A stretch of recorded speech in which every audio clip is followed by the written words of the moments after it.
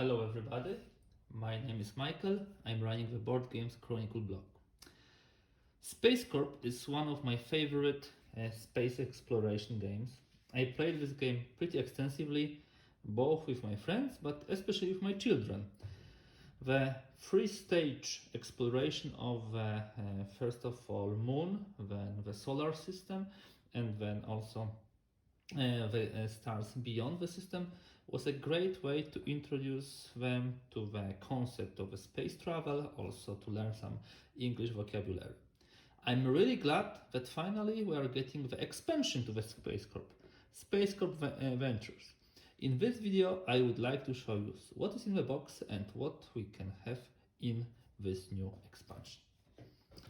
So let us put aside the main box and let us have a look into the SpaceCorp Ventures. Okay, first and foremost, and this is I think hallmark of John Butterfield creations, we have two rule books. One rule book is for the solo play, the other one is for multiplayer play. So if you would like to play solo, you don't need to read the whole multiplayer rulebook and find some specific I don't know, rules or specific chapters for the solo play. No, you just read one book and you can play solo. If you would like to play multiplayer, you just want to read one book and you can play in a multiplayer way. Of course, this is expansion, so these are not the full rule books. For the solo play, these are some additional rules and game components explanation. I think, yeah, exactly. So this is it, and for the multiplayer, I think it's even less. It's like 4 pages in total. But still, the approach holds. You have one rulebook for the solo and one for the multiplayer. Then we have an updated competition action list. This is for the solo play, exactly, and also with a basis, which can be built by the competition. Competition means bot in the SpaceCorp terms. And now the heart of the game. In SpaceCorp Ventures, we'll get 14 different corporations. In the base version of the game, we had 4 similar, but now we would have like 14. And you see, each of them would have a special characteristics. Like in this case, the limitation is there is no infraslot free and there's no legacy production, but there are some additional features here. How to check for how many players is this corporation? You can check it here. It's from 2 to 4 players. On the other side, you would have also the 1 player version. So this we could go probably into the details through all the corporations in this video. I don't want to bore you to the death, but as you can see, they are all beautiful. They are on the thick paper. They are all unique, and they are most of them will have 1 player version.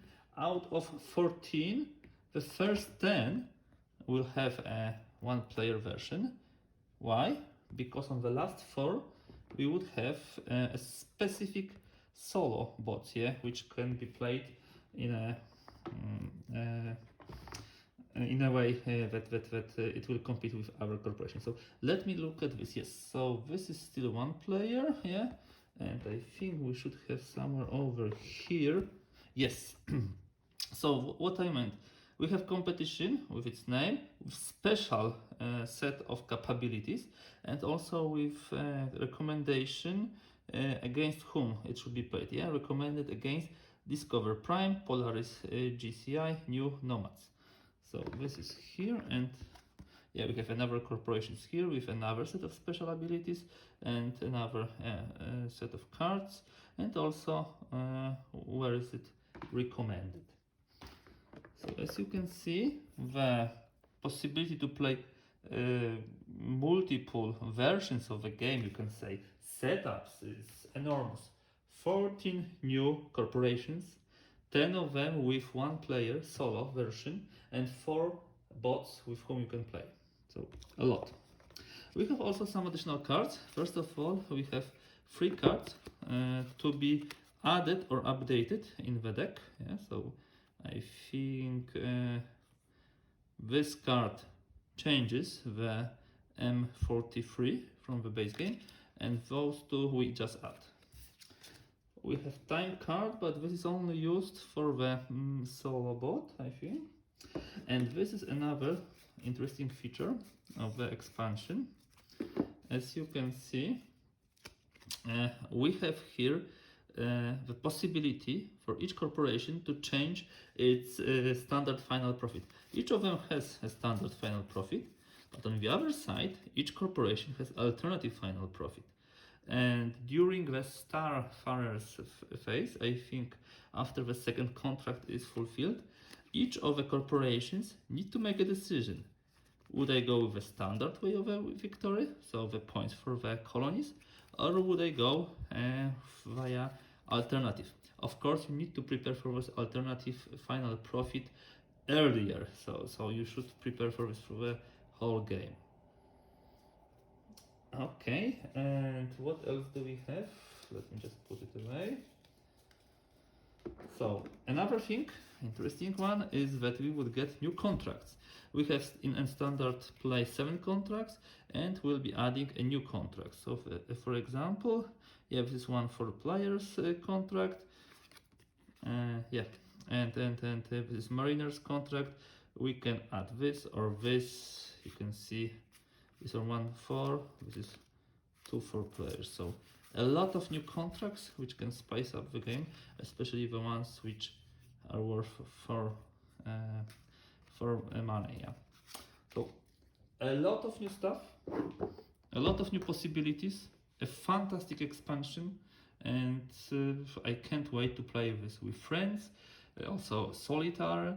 I'm sure that another tens of hours of a great fun are in front of me. So thank you very much for today.